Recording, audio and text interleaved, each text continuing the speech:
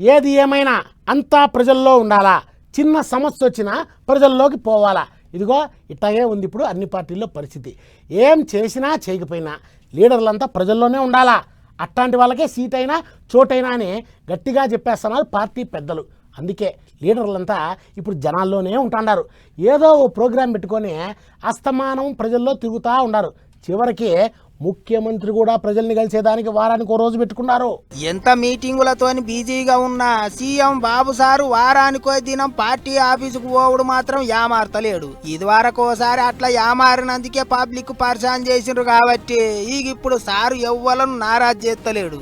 ఎన్ని పనులున్నా పక్కకు పెట్టిపోయి పార్టీ ఆఫీసులో పబ్లిక్ ఆపది సాపద అరుచుకుంటాడు. శనివారం నాడు పార్టీ పెద్ద ఆఫీసుకు పోయి కార్యకర్తలకు ఏమన్నా తిప్పలున్నదా అని తానే దగ్గరుండి అడిగి తెలుసుకున్నాడు, అర్జీలు తీసుకున్నాడు.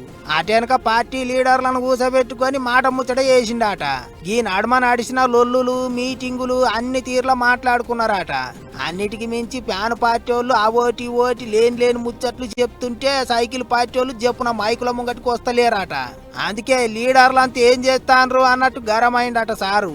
ఎగస పార్టీ వాళ్ళు ఎత్తెత్తి పోస్తుంటే ఊకుంటే ఎట్లా, మరల పడాలే కదా, లేకపోతే పబ్లిక్ వాళ్ళు మాట్లాడిందే కరెక్ట్ అనుకుంటారు కదా అని లీడర్లకు గట్టిగానే క్లాసు బీకిండట ముఖ్యమంత్రి. ఏమున్నా మాటకు మాట ఇయ్యాలే, ఎగస పార్టీ వాళ్ళ ముచ్చట్లు తప్పని చెప్పాలి అన్నట్టు చెప్పిండట.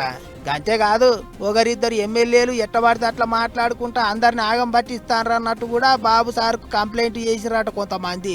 అసోంటి వాళ్ళను జల్దీగానే చక్కగా చేస్తా ఏం పికర్ చేయకుర్రి అని చెప్పిండట ముఖ్యమంత్రి. గిట్లా ఏమున్నా పార్టీ ఆఫీసుల వారానికోసారి ఎవళ్ళ రీతి ఏంటిది ఏం చేస్తాన్రు అని సీఎం సార్ గట్టిగానే అరుచుకుంటున్నాడు.